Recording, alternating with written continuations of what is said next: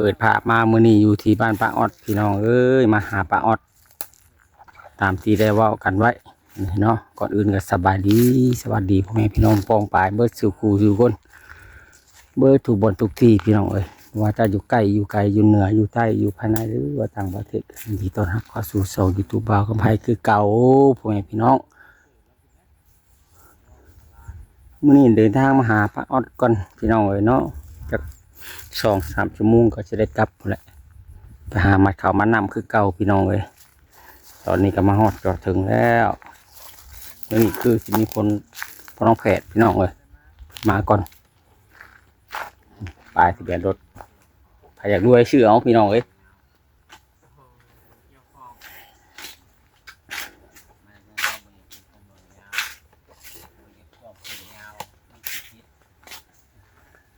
เราจะว่าชนะปะอดเนี่ยได้มันสิพิษนะมาฮอดก่อนอื่นสบายดีพ่อน้องแพทย์สบายดีป้าออด สบายดีบ่าวคำไพ่บ่เห็นหน้าอะไรมือไรเว้นเลยเนาะ โดยค่าเกี่ยวข้าวได้ป้า แม่น บริยาได้เศร้านี่หายังบ่แล้วนี่เจ้าหน่อยกับเมื่อมัดเข่าคือเก่า เกี่ยวเขาเกี่ยว เกี่ยวอยู่ แม่นอย่ามาจะโพดจับครั้งนกข่อยกระยาจ้ะ มาอยู่มีเวลากับมาบ่มีเวลากับ เดี๋ยวเด้ออย่าซีเรียสได้ โดย มีเวลากับมาบ่มีเวลากับคือว่าหั่นแหละพี่น้องเอ้ยเนาะยามนี้ก็ยามให้ยามนะ ตัดไม้ก็จะเอาเทละนางขึ้นนี่แหละ เสร็จแล้วนาง เอาปอกไม่ก่อขึ้นแต่ได้มันยังเป็นโพน นี่แน่นั่นแล้วบอกพวกมันก็อาศัย สิบ่แล้วบ่มื้อละนางสองนาง อันนี้มันคันเป็นหินอันดินธรรมดาเนี่ยโอ้ยป้าแรกจะโดน อันนี้มันแข็งบ่ปะ โอ้ยดินดากอันดินแห่เนาะ เสียงจนหลังชั่วเนาะพูดอ่ะ จะกระเบิ่งกว่าเลยมือจน ป๋อเมือนว่าบ่บางอันอ่อนบางอันนิ่มนวลของป้าออดจนผู้พวกเบิดพี่น้องเอ้ย ก็บ่แม่นว่านิ่มนวลเนาะก็หมายถึงว่าอันนี้จนแข็งกระด้างหมดนี่ มือป้าออดจนได้พี่น้องจนแข็งยังบ่ซ้ำมือบ่าวกับไผพี่น้องเอ้ย เอา จะเพ เอาไปบ่เคยเฮ็ดเวียกน้ำแบบนี้เนาะ โดย นักเอาเบาสู่แล้วป้าออดเอ้ยให้เขาอยากได้ แต่ละเลยป้ามีแต่เวียกค้าขายง่ายมือนั่นน่ะ เนาะพอน้อง เพิ่ เพิ่ น น บ่ว่ามีเงินก็มีแต่จ้างเขาเจ้าอะไม่เฮ็ดนั่นน่ะเฮ็ดนี่แน่หมดนั่น นี่บ่ปะ แม่นมาปัจจุบันนี่ตัวเองลงมือเอง อันนี้บ่ว่าความจนมันมาฮอดเนาะ แบบว่าบ่หมายถึงว่าความจนมาฮอดหมายถึงว่า อันนี้เนาะว่า มันมาฮอดตัวเองเลยว่า การที่บัดสุดท้ายมาถึงตัวเองบัดนี้แต่กี้ไปอยู่ในความสนุกโพด สนุกบ่ติ สนุกแล้วแบบตอนค้าขายไงมืดตะกี้ฮะ มีแต่จ้างเอาแม่นบ่ แม่น เฮ็ดนั่นเฮ็ดนี่มีแต่จ้างบ่ค่อยได้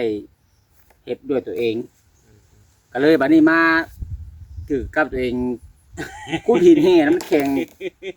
ซำใดหั่นนะป้าออดที่ราคาว่า ก็มันแกงอื่นก็พอจะกว่าแล้วมันแกงหินแห่นิด แข็งอะไรแข็งอื่นพอน้องเพิ่น แข่งไม้แล้วบ่ แข็งไม้แข็งนี่อื่นยังพอไหวแล้วอ่ะแข็งหินแห่นี่ป้าออดนี่อย่างยอมเลยอย่าง เรื่อง อ่อน แกง รถ ใหม่ นะ แล้วนี่ยังว่าแค่นี้มันต้นทานแต่พวกตอรี่มาแกงหินแห่นี่สิ มันลำบากเนาะ แม่ ขุ น ดหลังชั่วได้พี่น้อง แล้ เล วย ก็เพื่อสิได้อีกคุ้มหนึ่งกับป้าเจ้า มือพง ที่แม่น ทั้งเทิงพี่นี่อาจจะแข็งกว่าทั้งนี้เนาะพอน้องแพทย์พอมันเป็นโน่นนี่หินตื่นเนาะนี่ อันนี้ต้องแห่ล้วนๆเลยได้นี่ขุดลงไปก็เจาะก็เจอแต่หินใหญ่ ค่อยพูดไปแล้ว นั่นแหละจังว่า สองคุม3คุม ๆจะได้ว่า โอ้ยป้านี่คือบ่ไปบ่มานี่ขออนุญาตไปคำเด้อมันบ่ไปป้าบ่ไปบ่มามันหมายถึงว่า หินแห่มันบัดช่วงนี้บัดช่วงยามแล้งแหละ ขุดไปเรื่อยๆแล้วปลามือละ2-3คุ้มเศร้า2แรง2จะสิเป็น4เด้มือหนึ่งสำเฮาเฮ็ดได้อะไรเนาะพอน้องแพทย์มันแข็งเด้ แต่เฮาก็บ่หยุดเฮ็ดดอก แม่นเฮ็ดไปเรื่อยๆแล้ว ยังซับตะนางบัดนี้ 3ตาราง มีแต่ว่า ยัง3ม้วน3เกาะพี่น้องเนาะ ตอนแรกเลย ยัง ปล 30เนาะ มาตัดไม้อีกจัก6-7 ลำแล้วก็มา มาเฮ็ดรักอีกบ่ แม่นก็สิได้ก้างอีกตะนางหนึ่งแมลงเหลือ2บัดนี้ เออ มือละนางหลายใส่มือละนางพี่น้องเอ้ยเพื่อหารักขัวน้ำ ขุดก็บ่ง่าย หารักขัวนี่ก็บ่ธรรมดาอีก แม่นบัดนี้เจ้าเขามีแต่ของไผมีแต่ว่าแยมนะ ไปหาแยม เยี่ยม ไปหาแยมคอน้ำผู้นั้นหาแยมคอน้ำผู้นี้ บ่ละ บนละต้นบนละอันลัก2ลักอย่างที่นะในเมื่อในว่าเป็นของเฮาบ่มีเด้เนาะ แม่น เฮาก็ต้องแยมไป แยม ขอ ก็ หมู่ ตาย เด้ แยมไปเห็นแบบว่า ได้ละ หอยคันว่าไปลักเอารถบ่ได้เด้ผมมีเจ้าเด้เพิ่นให้เพิ่นทันน่ะเพิ่นไหมเฮาขอนํเพิ่นดีแล้ว ต้นไหนเพิ่นให้เฮาก็เอาต้นไหนเพิ่นบ่ให้เฮาก็บ่เอา แม่นนี่ละไป บ่แม่นเฮาสิไปชะลูกชะล่างไปตัดเอารถบ่ได้เด้ ไอ้สบนานก็ต้องแม่นแล้วพอยังเหลือแต่3ตะนางหนึงคันได้อีกตะนางหนึ่งมื้อแรกนี่ก็แปลว่าเหลือ2ตะนางเนาะก็เอามาหั่นก็มื้ออื่นก็ตะนางหนึงมื้อก็แปลว่ามื้อจบก็ป้าก็พยายามอยู่เด้บัดนี้ก็เวียกกันตัวเองเฮ็ดนั่นเฮ็ดนี่ตื่นมาจากอันนั้นอันนี้ป้าก็เฮ็ดไปเรื่อยๆเดี๋ยวป้าก็จูดนั่นจูดนี่เฮ็ดนั่นเฮ็ดนี่เด้เป็นละมงแต่ละทีบ่อนามัยประจำคิดเห็นตัวใดเฮ็ดตัวนั้น โดยไปเขาบ่ได้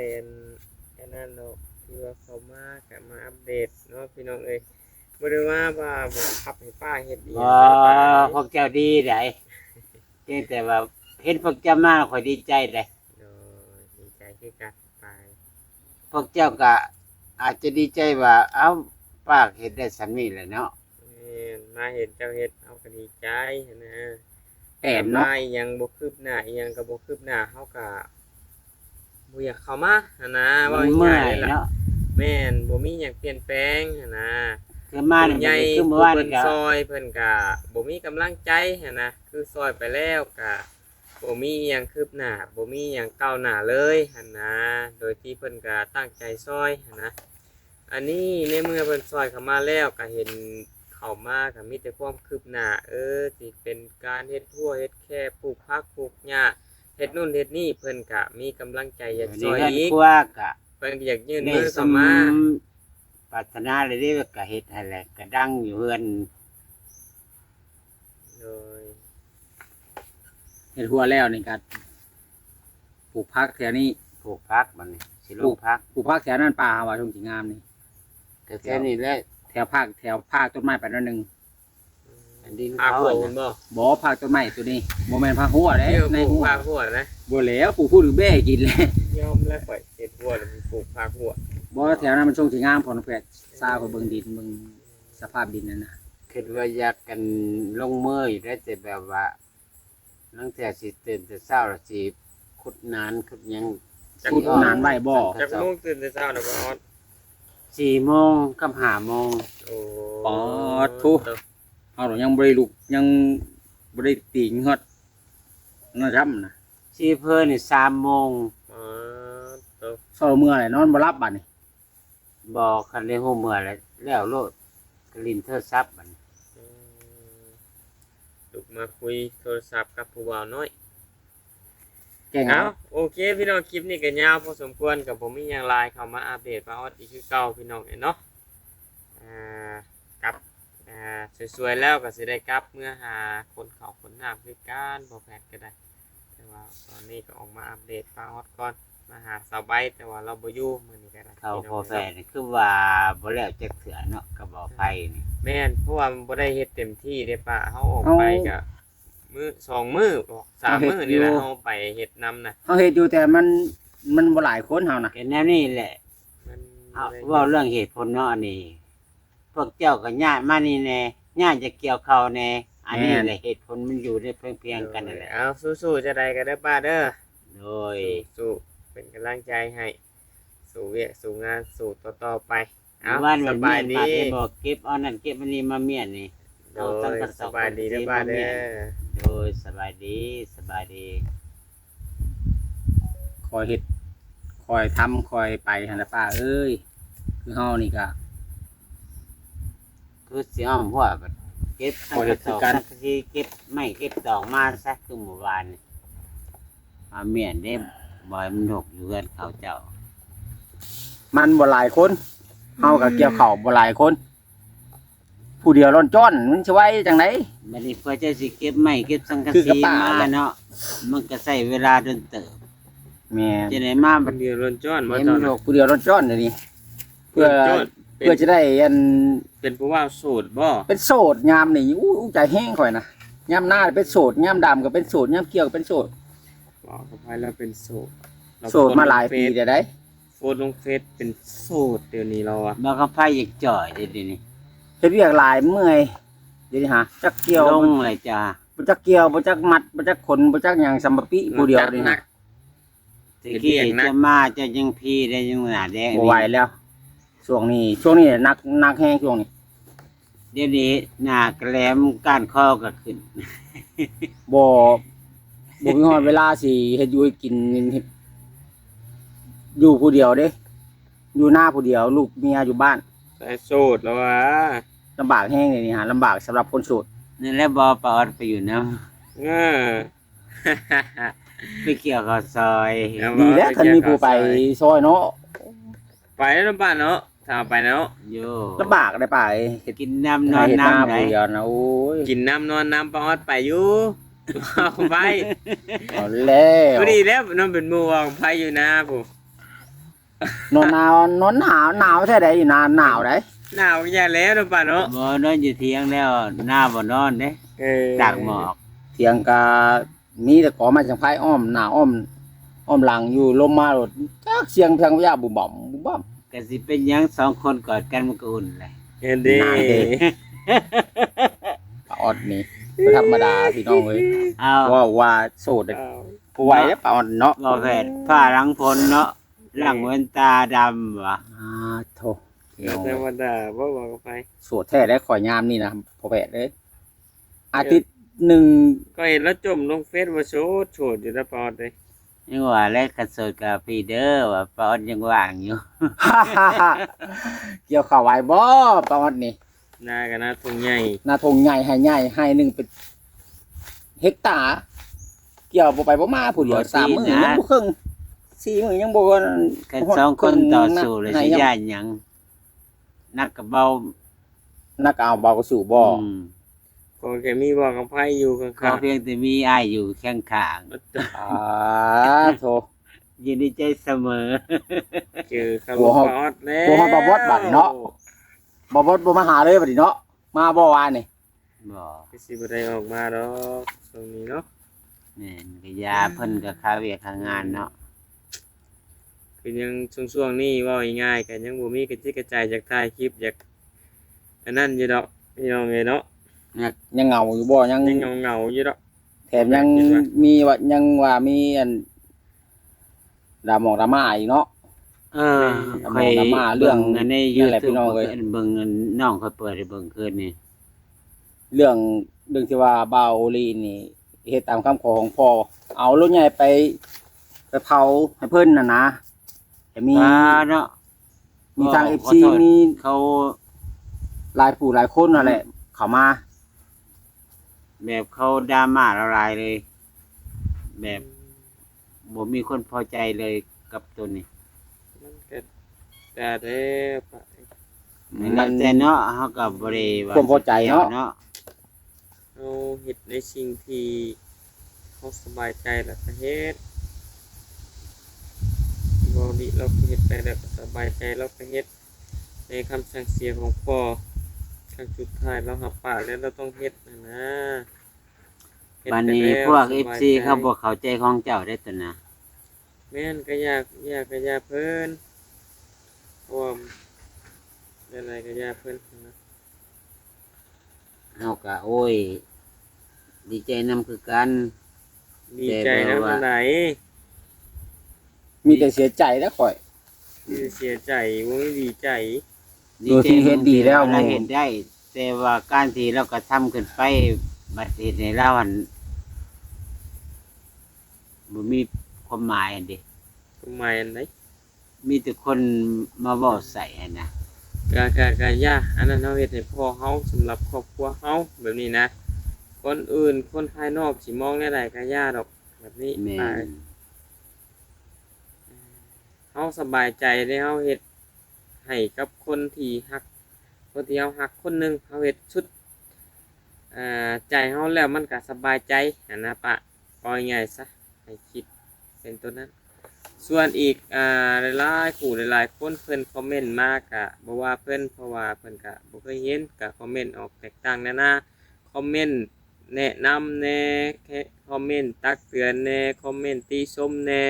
ก็คอมเมนต์ให้เฮาคิดนั่นแหละออกข้อให้เฮาคิดอีหยังไปหลายๆมุมมองและบางคอมเมนต์เพิ่นก็คอมเมนต์ด่าแหน่ก็ในสังคมเนาะก็อย่าเพิ่น ในสังคมออนไลน์มันก็เป็นเรื่องปกติเนาะพ่อน้องแพทย์มันเสมือนดาบสองคม แม่น มันที่จะรอปีดปึ๊บพังนัดปึ๊บพังนี้เฮ็ดผิดแล้วก็พร้อมจะเหยียบย่ำทำดีแล้วก็พร้อมจะยุ่งย่อง มันเปรียบเสมือนว่า ดาบสองคมนี่แหละป่าเลยเฮ็ดดีเพิ่นก็ว่าดีเฮ็ดบางเทื่อเฮาเฮ็ดดีอยู่คนที่อ่านบ่มักเฮาบ่ แม่นคนที่มัก คนที่สร้างเฮาเพิ่นก็ว่าเฮาบ่ดีคือเก่าหักก็ย่าเพิ่นสิทธิ์ของเพิ่นเฮาก็บ่มีสิทธิ์ห้ามจิตใจภายได้ตัวนี้มีแต่เฮาเฮ็ดดีแล้วไผอยากว่าบ่ดีก็ย่า ถูกต้อง มีแต่สู่ต่อไปเฮ็ดดีต่อไป ดีสำหรับเฮาสำหรับคนอื่นอย่าเขา แม่น ในเมื่อเฮาบ่เฮ็ดให้คนอื่นเดือดร้อนแหละพอตัวนี้แหละ คอมเมนต์ซ้ำนี่แหละทอดถอยแต่โอ้ยเฮาก็บ่มาเป็น YouTube ได้แล้ว มีแต่สู่ต่อไปไผอยากว่านั่นใดก็ตาม ตัวนี้ สู้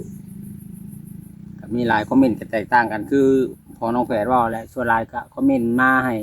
แบบข้อคิดคำแนะนำให้เฮานี่ไปคิดเบิ่งว่าเพิ่นคอมเมนต์มานี่มันถือมันผิดมันมีส่วนผิดก็เฮาก็ปล่อยไปตัวนั้นมีส่วนถูกเฮาก็นำมาพิจารณาไปแก้ไขตัวเองไหมนะบางคอมเมนต์ก็นักแฮงเลยพอน้องแฝดเลย นักกะยาเพิ่น แม่นหัก ข กะยาเพิ่น ผ่าน เนาะ ปล่อยผ่านถ้าเฮาเอามาเก็บมาคิดแห้งนักกว่าเฮาเอง แม่นข่อยก็เลย ปล่ โอ้ อย ยผ่าน มันเป็นสิทธิ์ของเพิ่นเฮา เอา ก็อย่าเพิ่น แม่น เรื่องที่เพิ่นเผารถให้พ่อก็มันเป็นความมันปรารถนาแล้วก็จุดประสงค์ของลูกเมียผู้ย่างแล้วก็จุดประสงค์ของพ่อเพิ่นขอก็ได้เฮ็ดตามคำเพิ่นเพราะว่าเพิ่นก็เฮ็ดไว้ให้เฮาเพิ่นจงไว้เฮาก็หลายอย่างเนาะบ่แม่นว่าแต่เพิ่นสิขอแต่อย่างเดียวซำนั้นราคารถก็คือสิบ่มากมายหลายปานใดเนาะพ่อน้องเพชร โอ้ก็หลายเติบอยู่หั่นนะ สำหรับคนบ่มีก็หลายอยู่เนาะ กะยาพอง่าย แม่น เพิ่นเลี้ยงมาพาใหญ่เฮาก็หาเอาไหม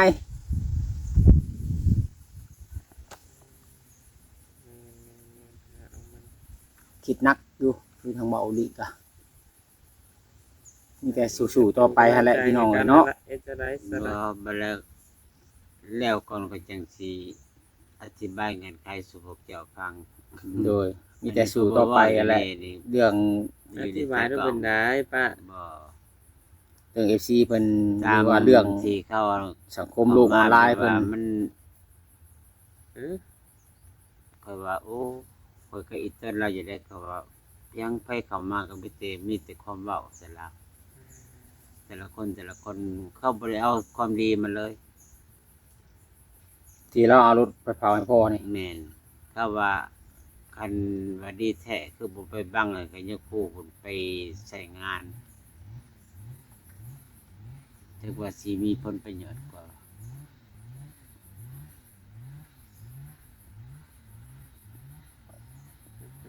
แล้วป้าแบบนั้นก็ได้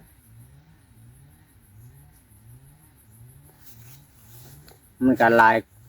คนก็หลาย ความคิดแตกต่างกันหลายมุมมองเลยเพราะว่าสังคมโลกออนไลน์มันก็มีผู้เข้าใจเฮาแน่ผู้บ่เข้าใจเฮาแน่ความคิดมันแตกต่างกันป่าเอ้ย บ่แต่เบิ่งเด้อเดี๋ยวนี้เขาไปเบิ่งในลาวอีกคนก็แนวคิดคือกันหมดมันบ่ได้มีแนวคิดแตกต่างกันจักคนข่อยก็อันเขาไปเบิ่งน้ำน้องข่อยคืน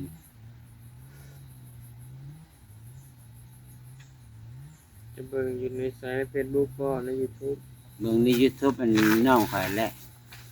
ช่องเราบ่ เอาอันช่องลาวแหละ อืม แต่ก็เบิ่งช่องเจ้าให้จะมาแก้ไขแต่ก็เว้าคือกันน้องข่อยก็ไปเบิ่งคือกันช่องเจ้าว่าให้เจ้าแก้ไขเว้าในนั้นในนี่ นี่ค่อยออกไปให้กำลังใจแล้ว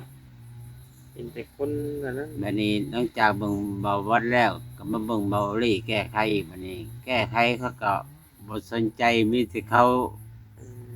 มมันกำลังเป็นกระแสก็เหมือนกับเขาถกน้ำมันเทใส่ไผ่ แม่นบ่จุดที่เขาแบบ นำหน่อยมันต้องแพ้ไฟอยู่แล้วเนาะพอน้องเพชร คอยไปอยากเว่าในตากล้องนะ ป่าวบ่กล้าเว้าไปอ่อยมันหุนแฮงคำที่ว่า FC เพิ่นคอมเมนต์มานี่มันหุนแฮงโพดบ่ แม่น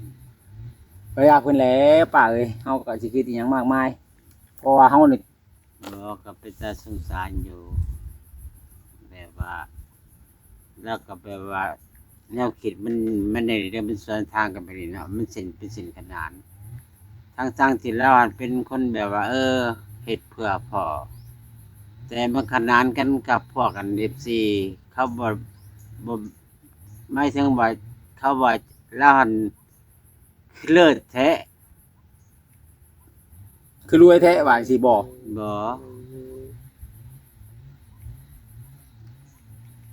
ก็มีความคิดแตกต่างกันก็อย่าเพิ่นดอกแนั่นก็ เบิ่งเขามาผู้ใดก็แบบว่า เขาไปเบิ่ง กลับไปกลับบ้านงาน มีแต่เขาว่าอย่างนั้นอย่างเดียวจนน้องเขาโอ้ยยันเขาบ่ติดตามเราเด้ว่ะ ย่านไผย่าน FC บ่ติดตามแล้วบ่ แม่น เพิ่นก็ติดตามคือเก่า